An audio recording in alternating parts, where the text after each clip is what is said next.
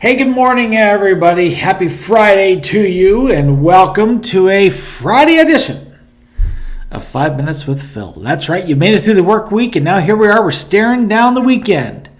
And I pray that the rest of this day and that the weekend is a great one for you. Hey, before I go any further, I haven't done this in a little while, but if you know somebody that could benefit from one of these 5 Minutes with Phil recordings, then feel free to share this with somebody that you care about. Feel free to send them the link, tag them, however you can do it. And again, it's not about us becoming known or famous. I don't care about that. We just want to help people. And so if we can bless somebody that you care about, please let us do that, okay? Now, today I want to talk to those of you who might feel that you are facing a situation that just cannot change. You're facing a situation where it doesn't look like an answer can come. You're facing a situation where you are not sure if any kind of miracle can come out of it. And I think we've all been there, right? Whether it's because of a person or because of a financial situation or a health situation or someone's spiritual life. Maybe a person seems too far gone for you, and maybe you're tempted to give up. I want to take you to kind of an interesting verse, almost an obscure verse from the book of Isaiah. And God is talking to his people, and he makes an interesting statement here in Isaiah 41, verse 18. And I want to read this for you. Take a look at it. It says, "I will make rivers flow on barren heights and springs within the valleys. I will turn the desert into pools of water and the parched ground into springs."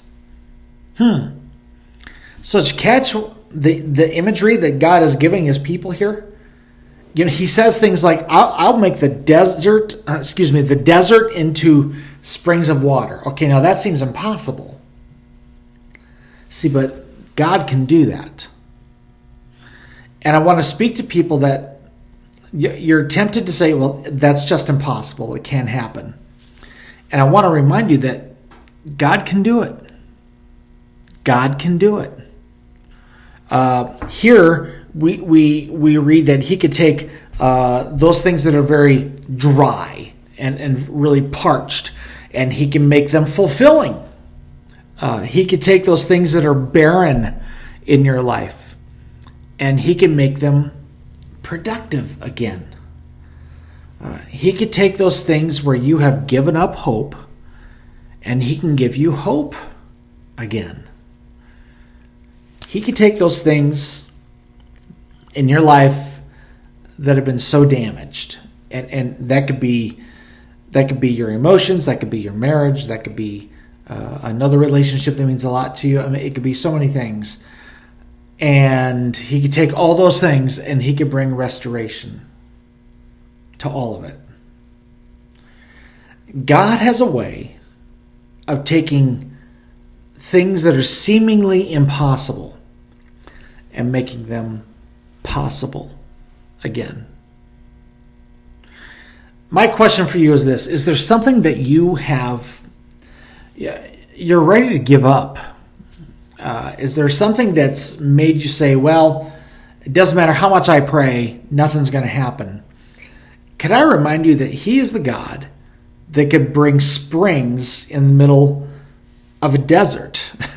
That he could take the parched ground, the scripture says, and he can make them into springs. God can take whatever situation it is that you're facing that seems like there's no answer, like that's totally impossible, and he can do the possible. And so this morning, and even through this whole weekend, if you're in one of those situations where you're saying, I just don't see how, fill in the blank, please know that God sees a way how. And God has a way. And God knows what he can do. And you can trust him to take the impossible situations and make them very possible. And that is my prayer for you, not only today, but this entire weekend. Okay, my time's up. Thank you so much for joining us here today. We love you, and I pray you have a great weekend. We'll see you again soon, okay? Take care. Bye-bye.